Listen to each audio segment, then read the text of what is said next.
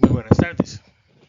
Hoy tenemos para conversar sobre un tema muy específico, la educación que tiene nuestro país como un motor de desarrollo y sobre todo consolidándola como un derecho. El rol que ha tenido el Estado en cuanto a la educación, tenemos que ver que ha sido un garante del acceso universal a la educación, pero también hemos visto cómo las políticas educativas se han convertido en ese instrumento que utiliza el Estado para poder definir el rumbo. Pero no solo se define el rumbo, también se ha constituido en un instrumento para poder definir cuál es la ideología que queremos llevar en un momento dado de nuestra historia. La forma en que se hace eso es llevándolo a través del currículum y eso es lo que refleja los poderes que se quieren tener. De igual forma, los cambios de gobierno han estado influyendo en el modelo económico que nosotros tenemos, pero esos cambios de modelo también han marcado muchos grandes hitos en el desarrollo de nuestra democracia y han generado espacios con los que hemos podido entonces poder generar una serie de herramientas. Pero así como tenemos esto, hemos convertido nuestros centros educativos en centros activos, en centros críticos. Hemos fomentado la participación de nuestros estudiantes en nuestros procesos democráticos. Hemos convertido nuestras escuelas en pequeñas democracias. Y lo hemos logrado porque hemos incluido en ella principios que son importantes, bases de nuestra democracia, la paz y sobre todo el respeto a la diversidad. Hay que, aunque seamos diferentes, somos iguales. Pero para poder lograr eso necesitamos también una inversión en educación. Lamentablemente, aunque la Constitución dice que tenemos que tener el 8% disponible para educación, en los últimos años lo que hemos tenido es un descenso en el proceso de entregar dineros para nuestra educación. Pero tenemos que ver que nuestra educación tiene que estar ligada a la mayor competitividad que tenemos. Eso implica tener un capital humano, tener la capacidad para generar esa competitividad que como país requerimos. Pero esa competitividad también tiene que ver con algo más que no hemos logrado cambiar internamente y es el hecho que todavía tenemos procesos de desigualdad y de acceso a la educación. Por un lado, la educación urbana y por el otro lado, la educación rural.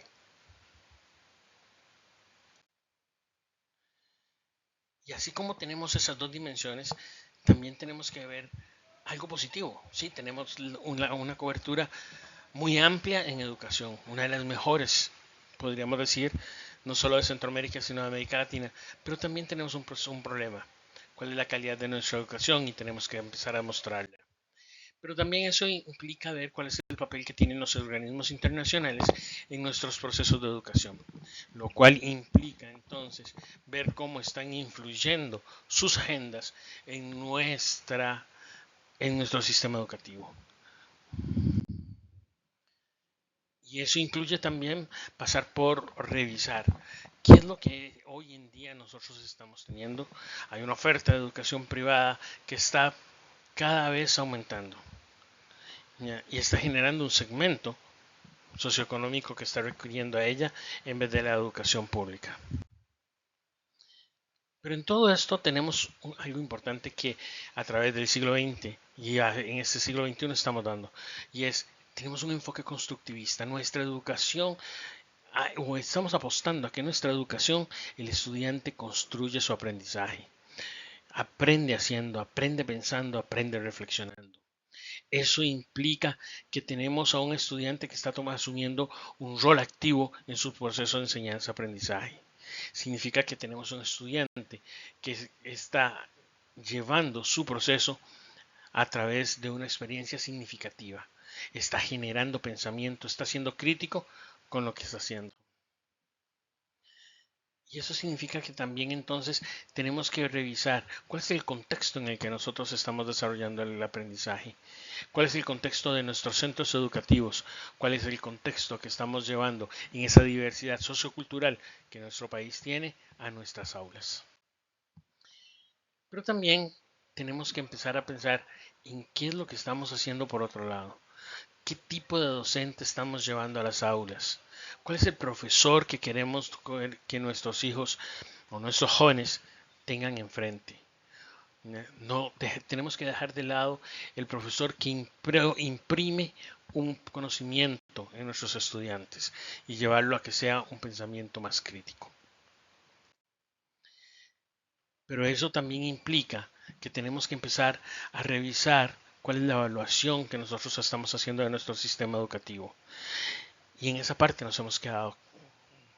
¿Por qué? Porque tenemos que ver cuál es el resultado de nuestro proceso en los diferentes espacios. Y convertir nuestras escuelas ¿en qué?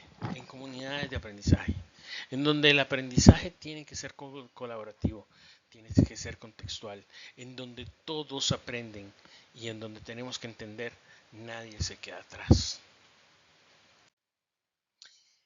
En fin, nosotros tenemos que tener un proceso de educación que sea integral, donde formemos hombres éticos y críticos, donde conectemos lo emocional, lo cognitivo y lo social con lo que estamos haciendo en las aulas. Para terminar este espacio, tenemos que decir algo. El siglo XX nos deja un legado y nos inspira nuevos retos, pero sobre todo, tienen que impulsarnos a ser transformadores, a ir más allá, a ir hacia el siglo XXI.